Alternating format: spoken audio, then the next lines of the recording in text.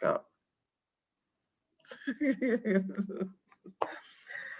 Hey everybody, so welcome to our training on pre-construction, prep, and agenda.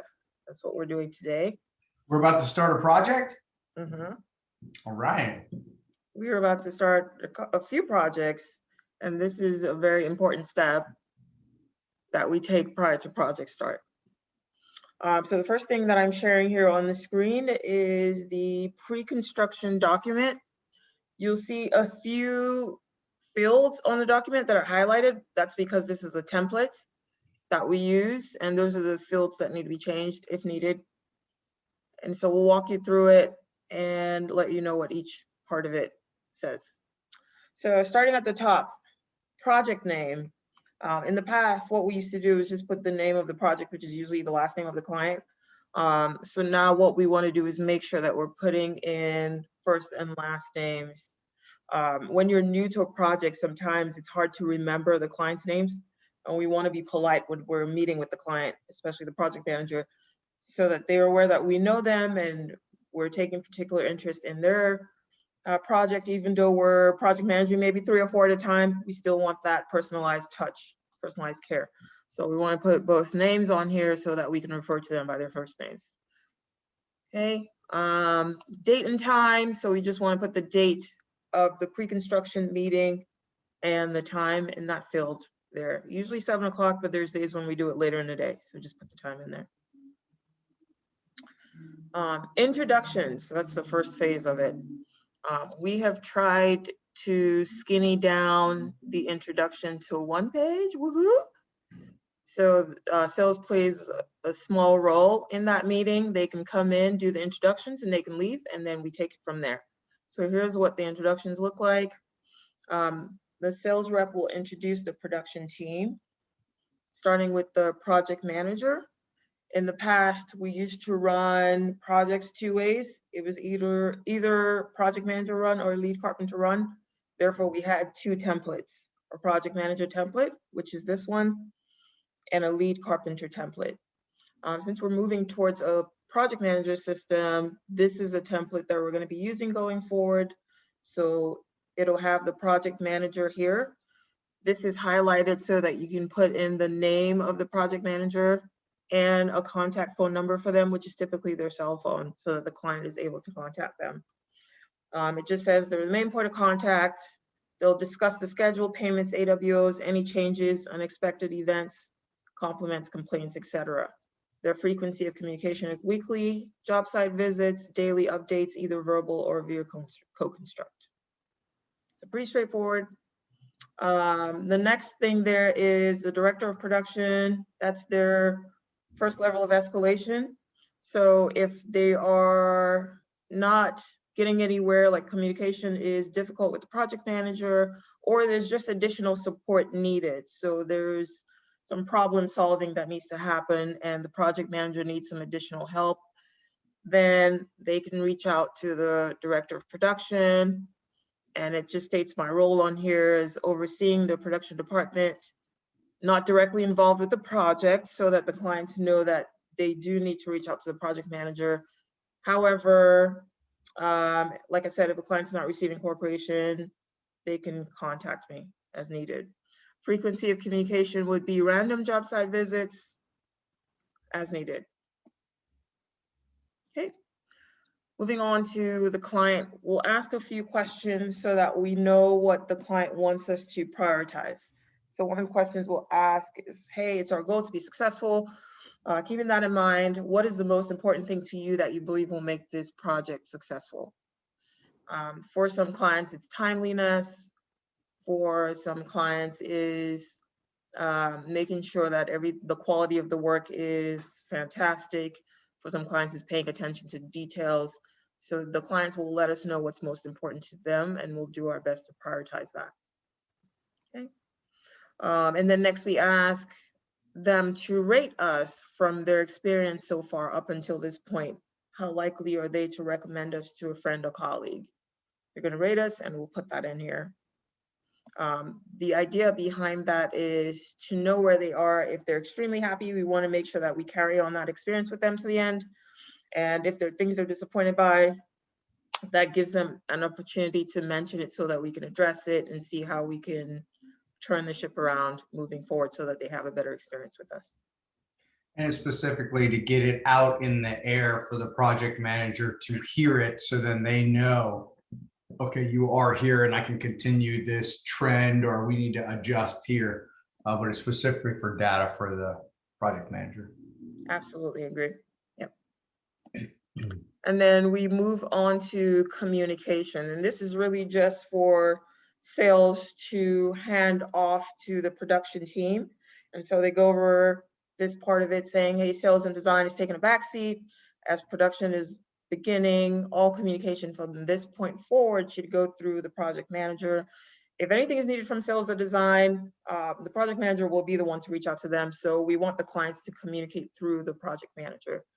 It also goes on to say that there's a lot of negotiations that have taken place since the first meeting, and the sales rep is reassuring the client that the project manager has reviewed those changes, has reviewed the contract, is fully aware of the project.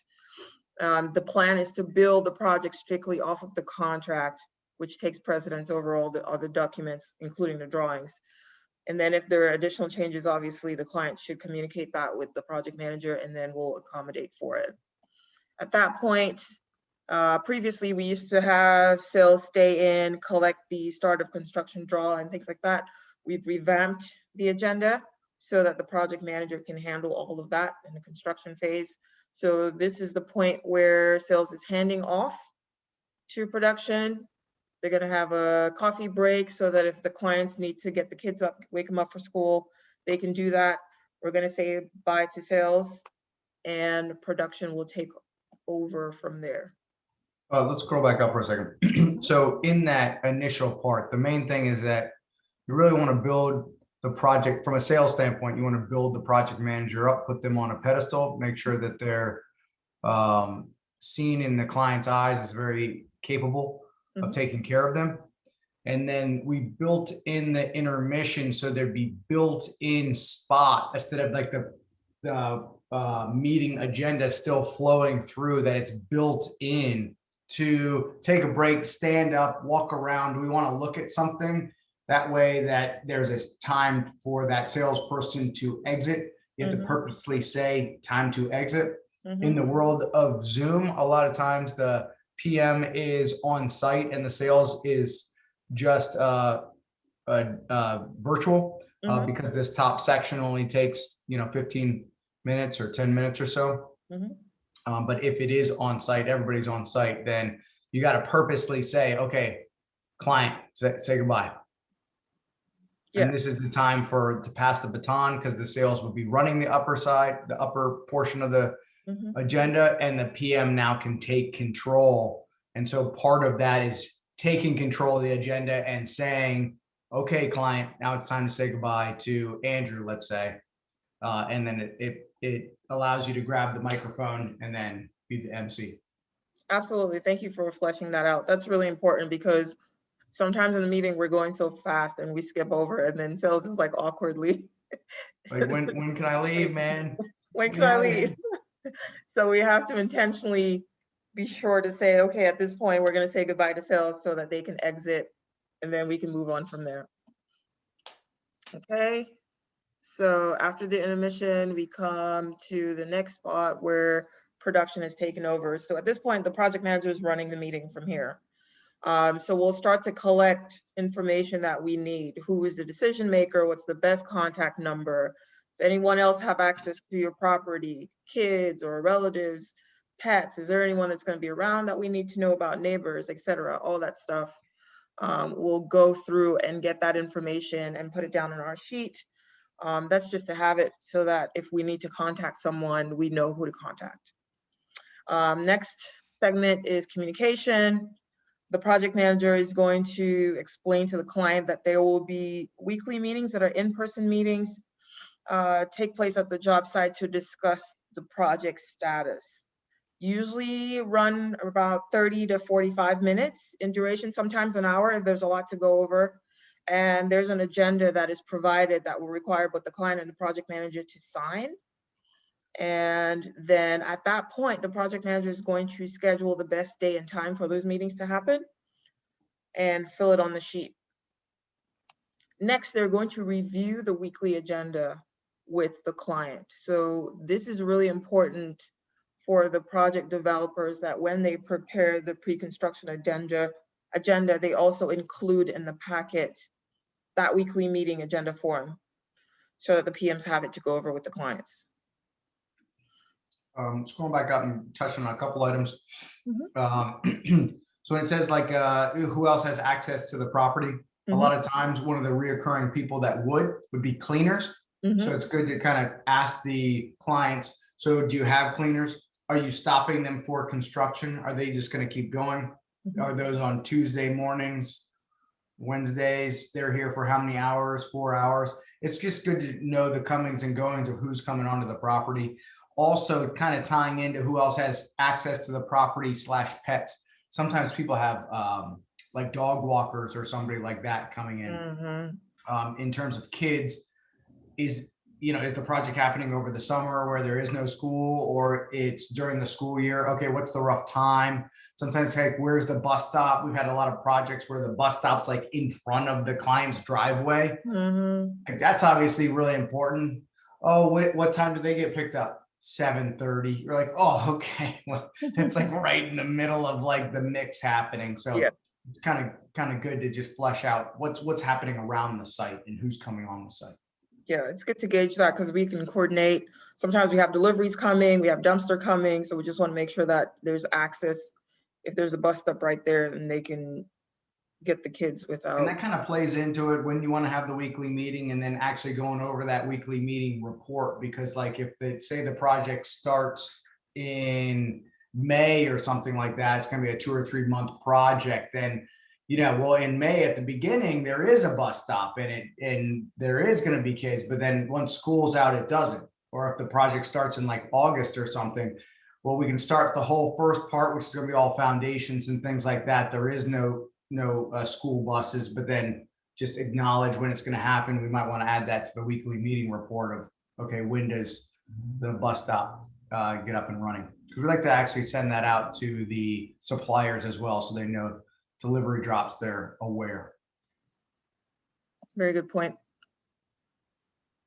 All right, so after the weekly meeting agenda is reviewed with the client, the next section is going to talk about any remaining selection items that are outstanding. So those items are discussed at the production packet meeting. So the project manager is already aware of some of those items. We would like the PDs to pre-fill this section with any outstanding selection items or decisions that we need at pre-construction, so that the project manager can discuss it while he's there in the house with the clients and say, hey, we really need these decisions to happen. Can you help us with blah, blah, blah? What do I need to help you make a decision on this, so that we can move forward and there are no delays? So that'll be a pre-filled section so that we can go over that with the client. The project manager will talk to the client about client provided materials. We have a draft schedule by the time we go to the pre-construction meeting. So at that point, we have shared it with the client, so the clients have access to view it. If they have questions about the schedule, like when do you need us to have, say, appliances on site, we can talk to the clients about those things. Or if there's an area that they need to clean up, when do you guys think you'll get inside the house so that we can start to move furniture? We can go over all of those arrangements at that time, the client. Next, we'll talk about the project duration. So if it's a 15-week project, we'll let the clients know, hey, look, there might be potential delays if it's like weather related, or if we're uncertain about cabinetry, lead times, things like that. We discuss all those things just to set the expectation so that they know what to expect going forward and they can plan accordingly. And then we will talk to them about the payment schedule. Now, the payment schedule is usually on the contract, which the client has a copy of, but we also put it on this document as well, the pre-construction document. We want it to match the contract. So for the first line that says start of project draw, we want that to be as accurate as possible. So if there is an AWO that is due that day, in addition to the start of project draw, we want that amount to be added in there. And it says due today, so that we have the exact amount to give to the client. Now, the client would have already been pre-told this amount by the project developer when we're prepping them for pre-construction, but we just want to put it on this form again in case they ask, hey, what's that amount? While they're writing us a check, they have it there in front of them. Excuse me. So we go through that payment schedule. And then next, at that point, since we're discussing the schedule, we want to either collect a check, or if the client is opting to pay by ACH, we want to verify that the ACH payment has been made. There are ACH instructions that will have the PD send out to the clients when they notify them of the start date. So that's going to be part of that process. PDs notify the clients of start date, and they say, hey, if you opt to pay by ACH, here are ACH instructions. So they'll have all that information. On that day, we're just verifying that payment was made. Up next, we're going to talk to the clients about the AWO procedure. Pretty straightforward. We're just letting them know that AWOs will be posted and approved or declined in CoConstruct. AWO payments are due upon approval of the AWO unless otherwise stated, and the project manager will communicate that with the client if something different is happening with the payment of the AWO. We're also stating on here that some AWOs don't have any charge to them. It might just be a clarification AWO, so something's changing, but there's no dollar difference. So it'd be an AWO for $0. Some of them would be for a credit back, so it would be a negative dollar amount. And some of them are just for adjustment of time. So that's all stated for the clients to understand. Next, we're going to go through what to expect for construction. So we're going over hours of operation, 7 a.m. to 3:30. We state that there's usually a lunch break taken within that time, and it's taken somewhere between 11 and noon. And then we also tell them sometimes the guys like to work through the lunch and leave early, so leave at 3 o'clock, just so they know that we're there at least till 3. So if they need to reach out to someone, someone should be on site. We also let them know that evenings and weekends are usually not performed unless we have prior approval from the project manager and the client. So if for any reason we have to work on a weekend because maybe we got rained out during the week, or it's a trade and this is the only day that they can come out, we would communicate that with the client, make sure they're okay with it before we come out. And then we go through things to expect when it comes to dust, dirt, noise. We just go over all of that with them. If it's excessive, obviously speak to the project manager. We'll see what we can do. We let them know about their valuables and to make sure that they're removed from the work areas, walkways, any adjacent rooms, shared walls, things like that. If they need us to move items like refrigerators, bookcases, we can do that. We just want them to empty those items first, so make sure they're cleaned inside before we move them.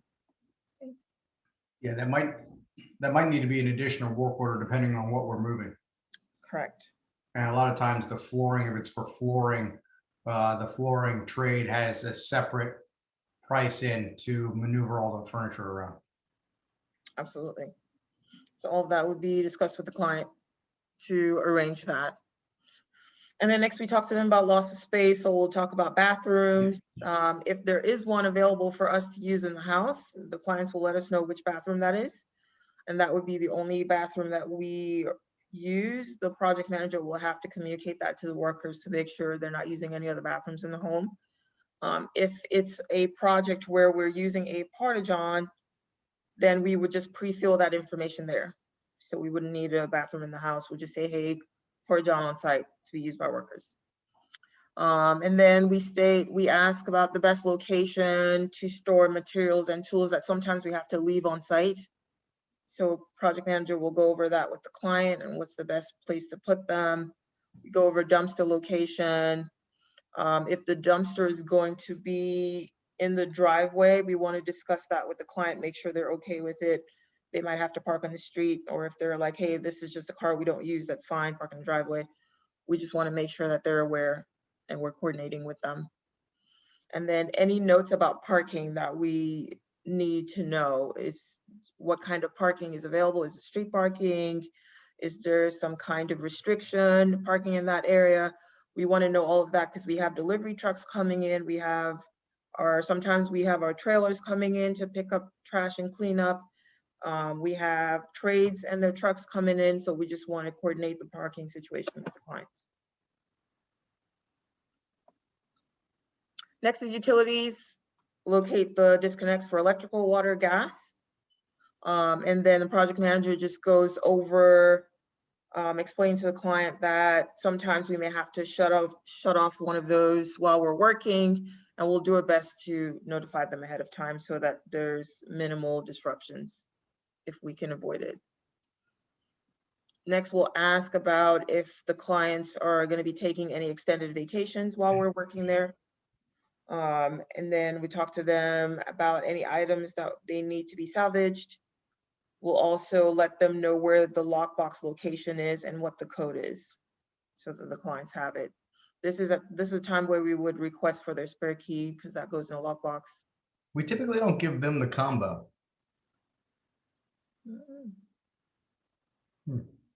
Yeah. I learn a new thing every day. We do, we give them combos so they have it. When has a client ever needed to get in our lockbox? I think a client did at one point because they lost their actual key, so they had to get in a lockbox to get in the house. Bonus. So Yeah. that was a bonus at one point, but we usually just tell them what it is just so they know. And sometimes we don't need a lockbox if there's like a garage door we can come in through. The clients will give us a code for it. So, yeah. Okay. Materials, we'll go over client supplied materials. We want them to have all of those things on site, including the paperwork, so that by the time of install, and then we just let them know, hey, look, we don't want it to cause any delays if there's a chance that we get to that point and we still don't have those materials on site, there might be a trip charge. Obviously, we don't want to do that. So we encourage them to communicate with us if there's any delays or anything so that we can do what we can to get ahead of it. We advise them about matching existing floors, paint, mortar, moldings, roofing, siding, bricks, etc. It's very, very difficult to match these things exactly, but we let them know that we'll do our best to match them as close as possible. However, it might not be. That's why in our contracts, we use the word blend. Yes. We also advise them on natural products as well. So cabinetry and moldings, thresholds, flooring, tiles. And these things have natural characteristics. So we let the clients know so that they're aware of these traits. If clients want particular pieces installed, then they will need to select accordingly and be available during the install process so that we can make that happen for them. Last but not least, job closeout. The project manager will talk to the client about the closeout process. We'll do our best to provide a quality project delivered on time. The project manager will explain the several walkthroughs that will happen throughout the process and the final walkthrough at the end. And then we also ask the client to provide feedback to us if we're not meeting their expectations. We want to know so that we can do something about it. And then we'll ask them for any questions, any concerns, any comments they have before we actually begin construction. So it's pretty straightforward document. I think it helps us like a memory jogger to get all the information that we think we'll need to get started on the project. The template highlights the areas that need to be edited before being sent out. So when the project developers are prepping these documents for the PMs, they would just need to fill in those areas accurately and then send this document along with the weekly meeting agenda, along with drawings, most up-to-date construction drawings, a copy of the permit, and the job start checklist, which will have most of those items already pre-filled from the field meeting. So that's our pre-construction prep and agenda training. I will send this out to an email to everyone. If you have any feedback or anything we've missed, Anything you think you'd like us to change, please go ahead and email us back, and I'll send you a link to the training video as well. All right. Thank you.